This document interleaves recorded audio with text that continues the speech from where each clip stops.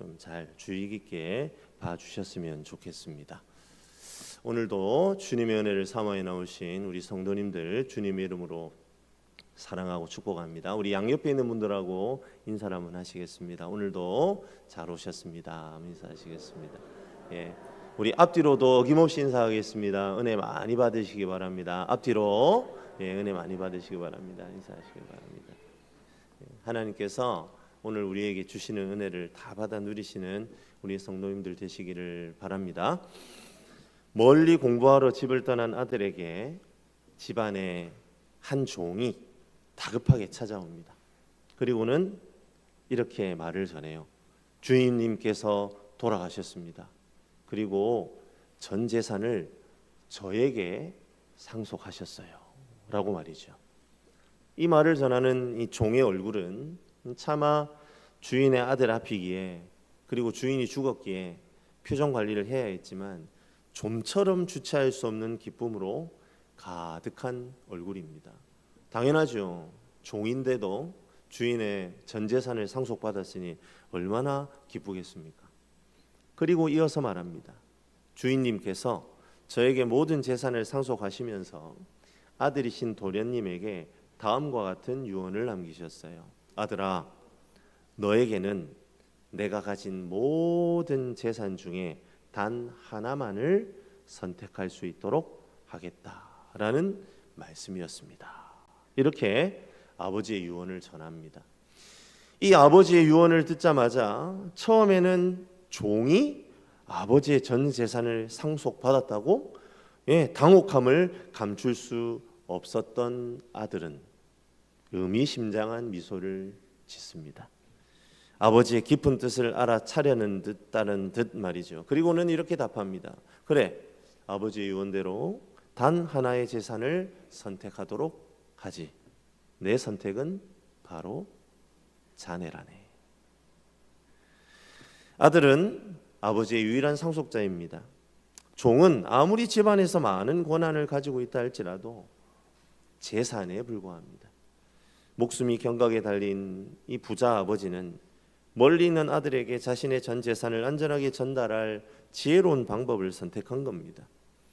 자신에게 모든 재산 상속한다니 종은 그 사실을 아들에게 전하지 않을 수 없었고, 아들은 종도 재산인 것을 알고 있으니 모든 재산을 상속받은 재산을 선택하지 않을 리 없다라는 것을 이 부자 아버지는 잘 알고 있었던 것이죠.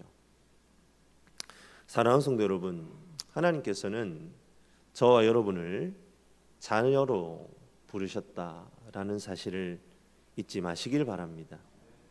이 세상을 살아가면서 아무리 많은 권한과 지위와 명예와 수억의 재산을 가지고 있다 할지라도 하나님의 자녀가 아니라면 종에 불과하죠. 종에게는 하늘의 아버지인 하나님의 기업을 상속받을 권한이 없습니다. 하나님을 아버지로 섬기며 하나님의 것을 다 나의 것으로 누리는 지혜를 소유하는 우리들의 모습이기를 바랍니다.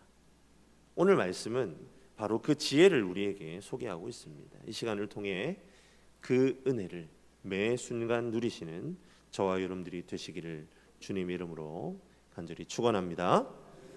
바울 사도는 오늘 우리가 살펴보고 있는 4장의 전반부에 앞서서 3장을 통해 약 2000년에 걸친 구약의 역사를 개관합니다.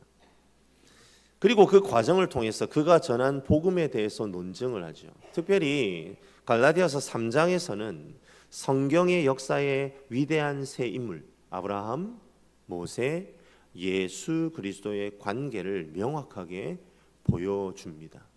어떻게 하나님께서 아브라함에게 그의 후손을 통해 땅의 모든 족속에게 복을 주시겠다는 약속을 하셨는지, 그리고 그 다음 어떻게 모세에게 약속을 폐하지 않으시고 실제로 그것을 더 필요하고 긴급한 것으로 만드는 율법을 주셨는지, 또 어떻게 그 약속이 그리스도 안에서 성취되고 율법으로 그리스도께 인도된 사람들이 어떻게 모두 하나님이 아브라함에게 주신 약속을 유업으로 받는 사람들이 되었는지에 대해서 갈라디아서 3장이 설명하고 있다는 거죠. 바울이 3장에서 언급한 이 복음에 대한 논증을 오늘 우리가 읽은 갈라디아서 4장 전반부에 또 가장 앞부분인 1절부터 3절에 다시 한번 요약하여 반복하고 있는 것을 보여줍니다. 1절부터 3절을 보시면 앞선 3장에서 등장했던 비유가 다시 등장하는 것을 봅니다. 바로 갈라디아서 3장 24절에 나왔던 초등교사의 비유가 다시 나오죠. 그런데 여기에서는 초등교사를 후견인과 청지기로 다시 풀어서 설명을 합니다. 초등교사는 노예입니다. 노예이지만 주인의 자녀가 장성할 때까지 어린 주인의 자녀를 양육하고 잘 감시하는 역할을 합니다. 그 아버지가 정한 때까지 말이죠. 그런데 오늘 본문을 보시면 3절에 초등학문 아래에 있어 종로를 하였다라는 부분에 대해 두 가지의 해석의 가능성이 있다라는 것을 우리는 생각해 보아야 합니다. 우리 3절 말씀을 같이 한번 한 목소리로 읽어볼까요? 같이 읽습니다. 이와 같이 우리도 어렸을 때에 이 세상의 초등학문 아래에 있어서 종노릇하였더니, 방금 우리가 읽은 이 3절에 초등학문 아래에 있어 종노릇하였다라는 이 부분에 대하여 먼저 우리가 생각해 볼 수 있는 해석은 주인의 자녀가 미성년자일 때 초등교사에게 속박을 당하는 것처럼 이와 같이 우리도 마찬가지로 초등학문 아래에서 종노릇했다, 이렇게 해석을 해볼 수 있다는 겁니다. 그러니까 그리스도께서 오시기 전에 물론 그때에도 우리는 아브라함에게 허락하신 약속의 후사였지만 아직 그 약속을 유업으로 받지 않았기 때문에 우리는 종노릇할 수밖에 없었다는 말이죠. 율법이 일종의 안전장치가 되어서 그리스도께로 우리를 인도하는 역할을 했다, 이렇게 해석을 해볼 수 있는 겁니다. 그런데요, 우리는 이 3절에 나타난 초등학문을 우주의 초보적 영이라는 관점으로도 해석할 수 있습니다. 고대 사회의 철학은요, 사실상 땅, 불, 공기와 같은 어떤 물리적인 요소들에 관한 지식인데요, 이것은 점성술과 같은 형태로 자리가 잡혀 있다는 거죠. 만약 초등학문이 이런 종류의 학문의 한 가지로 판단이 된다면 초등학문 아래에서 종노릇하였다라는 것은 마귀가 악한 영들에게 종노릇했다라는 말로도 해석이 될 수 있는 겁니다. 그렇다면 이런 해석을 따라 우리가 3절을 이해해 본다면 이렇게 이해를 할 수 있겠죠. 어떤 아버지가 후견인에게, 그러니까 이 초등교사에게 자녀를 맡겼단 말이에요. 그런데 이 초등교사 후견인이 아버지가 의도하지 않는 방식으로 아이를 학대하고 심지어 압제하는 상황이 있을 수 있잖아요. 그처럼 아버지 되신 하나님께서 자녀된 우리를 후견인인 율법에게 맡겼는데 사탄이 그 율법을 악용하여 자신의 악한 목적에 맞게 뒤틀어서 우리로 하여금 종노릇하게 만들었다라는 것이죠. 사탄이 뱀을 이용하여 이 세상에 죄가 들어오게 한 것과 비슷한 원리로 말이죠. 사랑하는 성도 여러분, 지금 이 갈라디아서의 수신자는 갈라디아 성도들인데요, 이 사람들은 이방인입니다. 그러면 하나님께서 이방인에게도 율법을 주셨다는 말이 되는 걸까요? 물론 율법은 유대인에게만 주신 것이 틀림이 없죠. 하지만 인류 공통으로 가지고 있는 도덕적 기준을 생각해 본다면 넓은 의미에서 전 인류는 모두 율법을 공유하고 있는 셈입니다. 부모를 공경해야 한다는 가치, 사람의 생명을 존중하는 가치 등과 같은 것 말이지요. 그런데 사탄은 이러한 공통의 법을 자신이 유리하게 왜곡해서 사람을 얽어맨다는 거예요. 하나님은 율법이 죄를 드러내고 사람들을 그리스도께로 나아가도록 만드셨습니다. 그런데 사탄은 그것을 이용해서 죄를 드러내고 사람들을 절망에 빠뜨리겠다는 겁니다.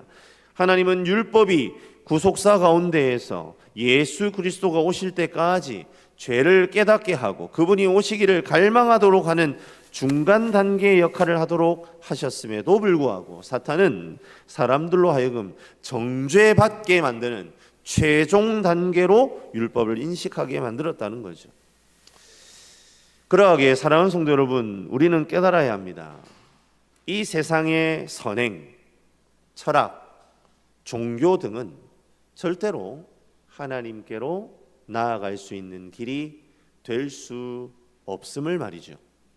선행, 철학, 종교 등은 사람의 양심에서 비롯된 것인데 이 양심이 바로 하나님이 허락하신 도덕적 율법이기 때문입니다.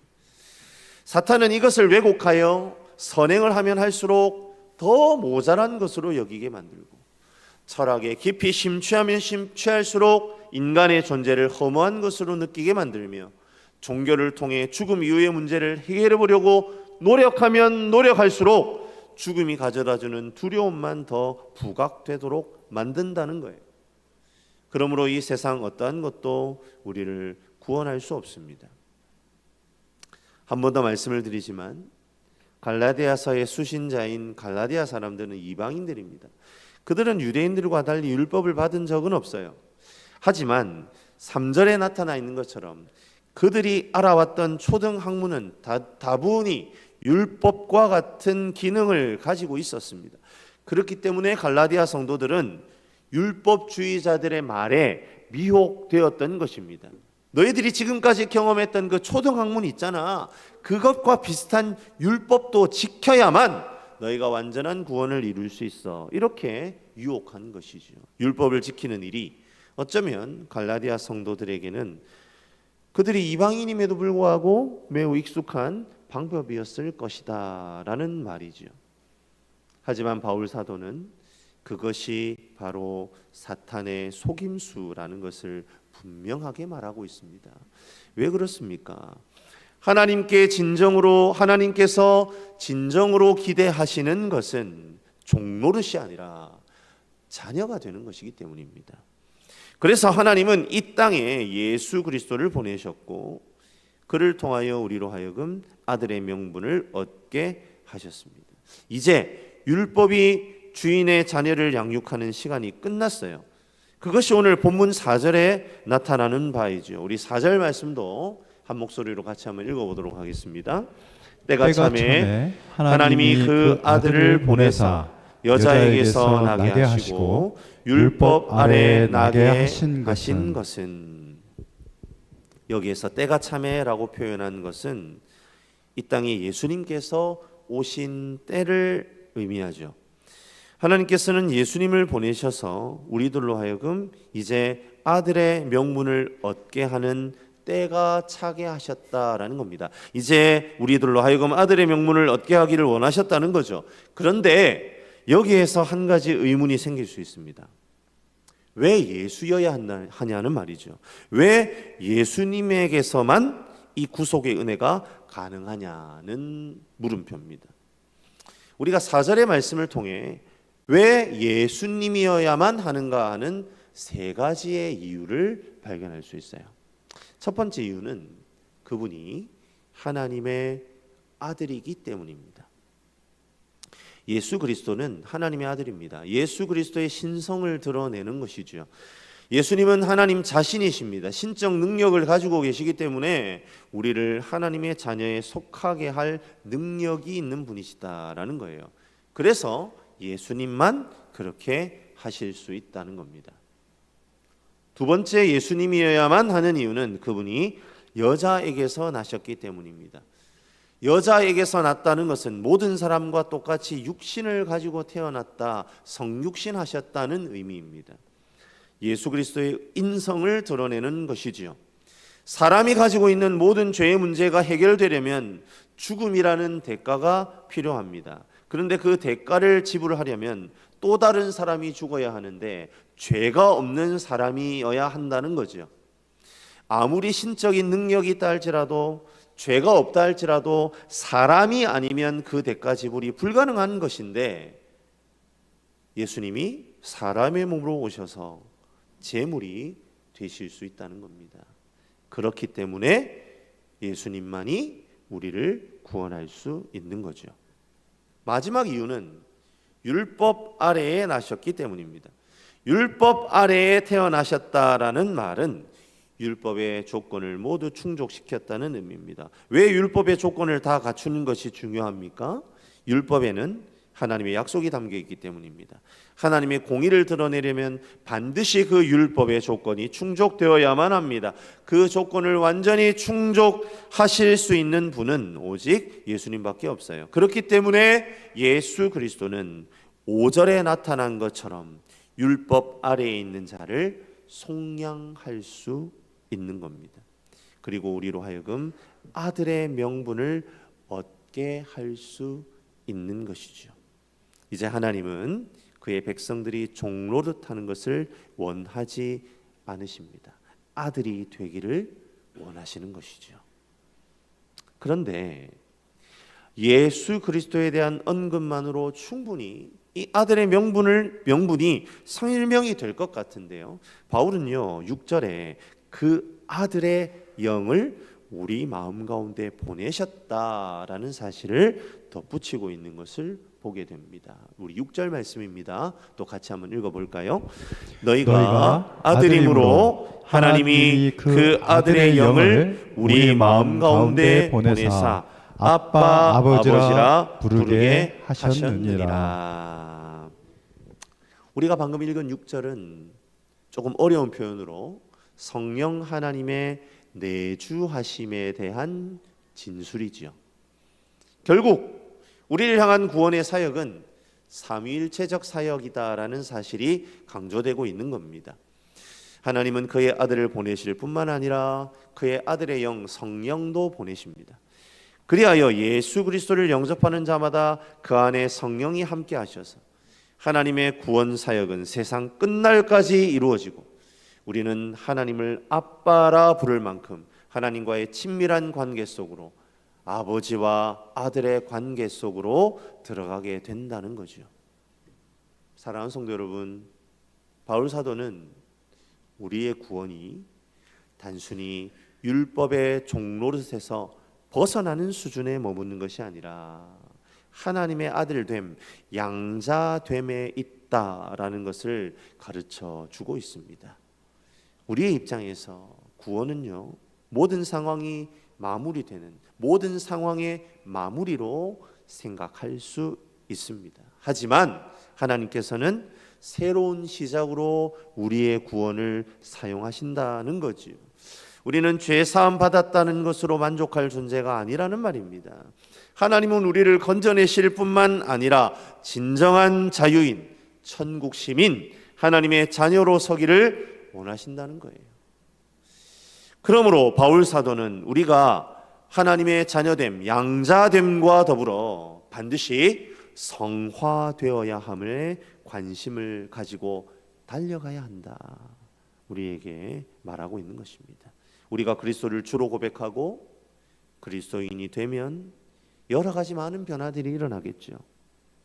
그런데 그 중에 우리 가운데 가장 중요한 변화로 붙잡아야 하는 것은 우리의 성화의 과정 가운데 가장 중요한 성화는 바로 지성의 성화라는 겁니다.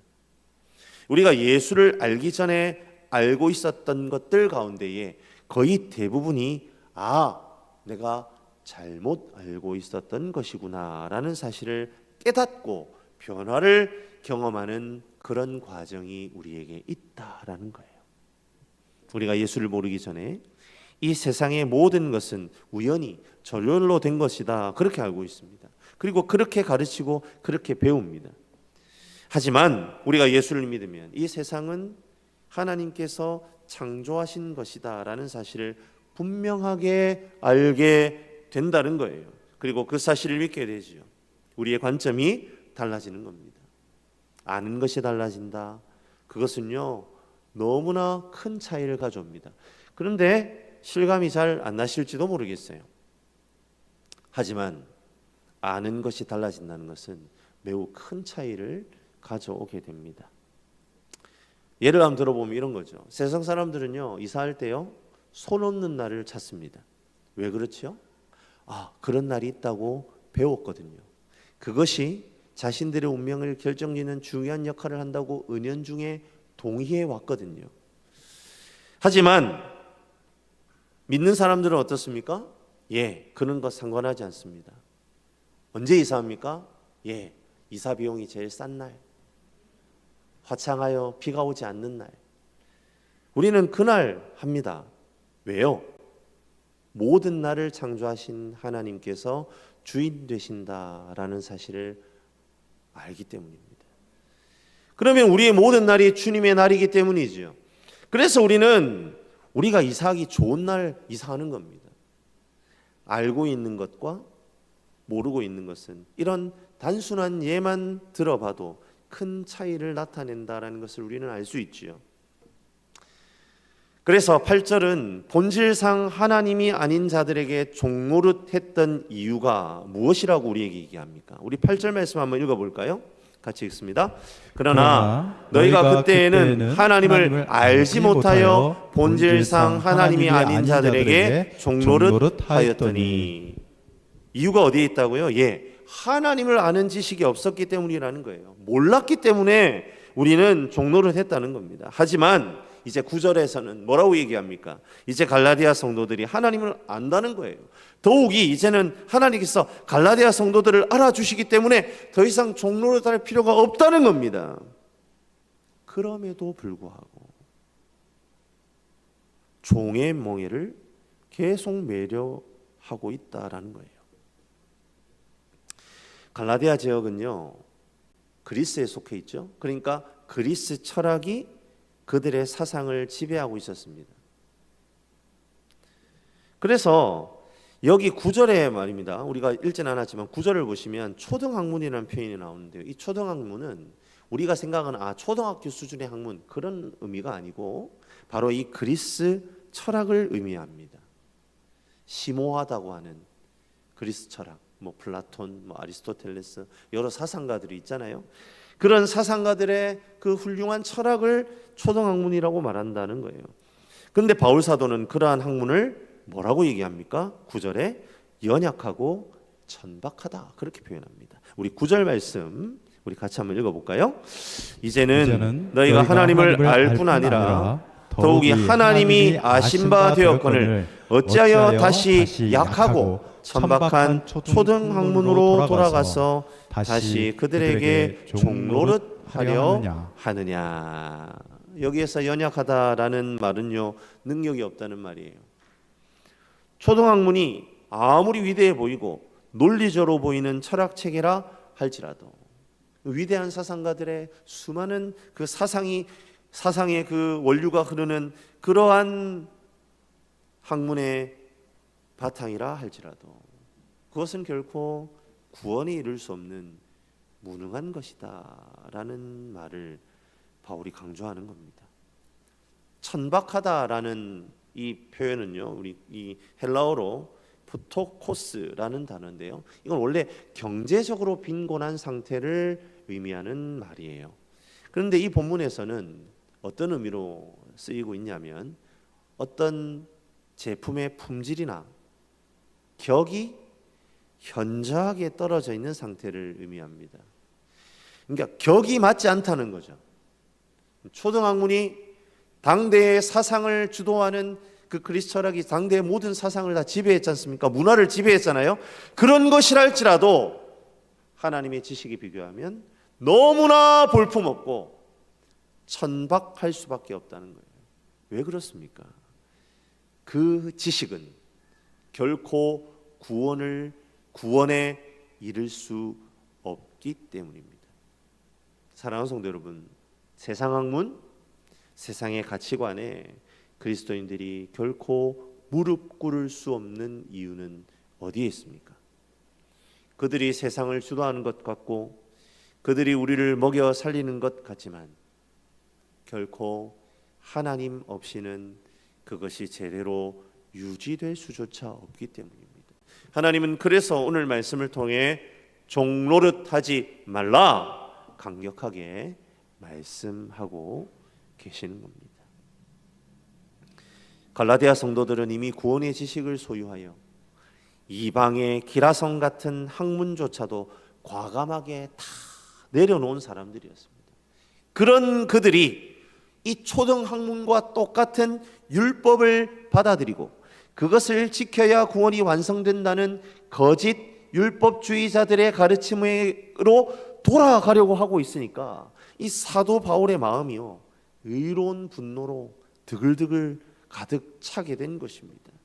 그러한 분노를 가지고 바울은 11절에 이렇게 고백하는 거죠. 내가 너희를 위하여 수고한 것이 헛될까 두려워하노라. 사랑하는 성도 여러분, 오늘 갈라디아 성도들이 저지르고 있는 실수, 이들만의 실수일까요? 우리도 마찬가지라는 거예요. 우리도 모르는 사이에 세상이 정해놓은 날, 달, 절기, 해를 삼가 지키는 모습 있지 않느냐 하는 말이죠. 물론 우리가 미신을 막 신봉하는 그런 사람들은 아닙니다. 하지만 나도 모르게 그런 것들을 따라 행동할 수 있는 경우 있다라는 거죠.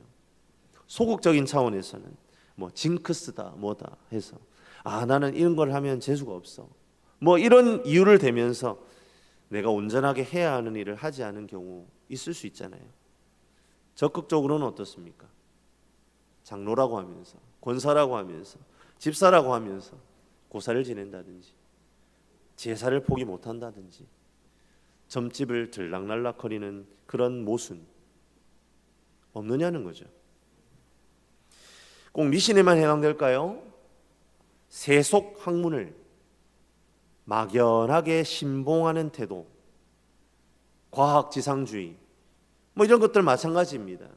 신앙의 원리로 삶을 경영할 생각은 하지 않고 세속적 학문에 젖어 그 가치관의 원리대로 살아가는 성도, 그들도 또한 오늘 이 갈라디아 성도들이 받았던 책망을 그대로 받을 수밖에 없는 사람들이다라는 거예요. 교회 생활 따로, 일상생활 따로, 그러한 이원론적 생활 태도가 바로 갈라디아 성도들이 지적받았던 삶이고, 우리도 마찬가지로 하나님 앞에 판단받을 모습이다, 하나님의 자녀에 합당하지 않는 삶이다 라고 말씀이 우리에게 가르쳐 줍니다. 말씀을 마무리합니다. 사랑하는 성도 여러분, 성도는 사탄이 끊임없이 왜곡하려는 율법의 지배로부터 하나님의 그 은혜의 지배의 상태로 들어와 있는 사람들입니다. 이 둘 사이의 경계선상에 무엇이 있을까요? 바로 우리 주 예수 그리스도를 믿는 믿음이 있는 것이죠. 예수 그리스도께서 우리의 죄를 위해 율법의 정죄를 대신 받으신 그 속죄, 속량을 인정하고 받아들이는 믿음이 우리로 하여금 은혜의 통치 아래로 들어가게 하는 것입니다. 더 이상 왜곡된 율법의 종노릇하지 않고 하나님의 구원의 은총을 누리며 구원받은 성도로서 이 땅에서 영생을 누리는 하나님의 자녀로서의 삶을 살게 된다는 겁니다. 하나님의 참 자녀로서의 특권을 누리는 삶이 우리에게 펼쳐지는 것이죠. 이것을 다시 한번 우리의 삶에 되새기고 이 귀한 복을 하나님께 감사하며 나아가는 저와 여러분들이 되시기를 주님의 이름으로 간절히 축원합니다. 더불어 다시 한번 우리가 누리고 있는 구원의 가치를 확인하며 나아가게 되기를 간절히 소망합니다. 하나님은 당신의 공의를 만족시키고 한 번 세우신 언약을 온전히 지키기 위해 기꺼이 자신의 아들을 주셨어요. 그리고 성령을 여전히 죄된 본성으로 가득 채워져 있는 인간의 심령으로 보내시기로 작정하셨다는 거예요. 하나님의 놀라운 결단이 있었다는 겁니다. 그러하기에 우리가 구원받았습니다. 그렇다면 성도님들, 우리에게는 어떤 결단이 있습니까? 우리는 하나님의 그 위대한 구원 계획에 어울리는 사람으로 다듬어져 가고 있는 것입니까? 우리의 신앙은 구원받음으로 끝나는 것입니까? 그게 아니고요. 하나님의 자녀로 되어져 가는 것, 성화되어져 가는 것이 포함되어 있다라는 것을 깨달아야 한다는 거죠. 아들의 명분을 얻게 하려고 피 흘려 돌아가신 예수 그리스도를 우리의 마음 깊이 영접하고 성령의 충만함으로 참 하나님의 제자 되어 하나님으로 말미암는 유업을 다 받아 누리는 저와 여러분들이 되시기를 주님의 이름으로 간절히 축원합니다. 우리 모두 자리에서 일어나시겠습니다. 우리 이 찬양을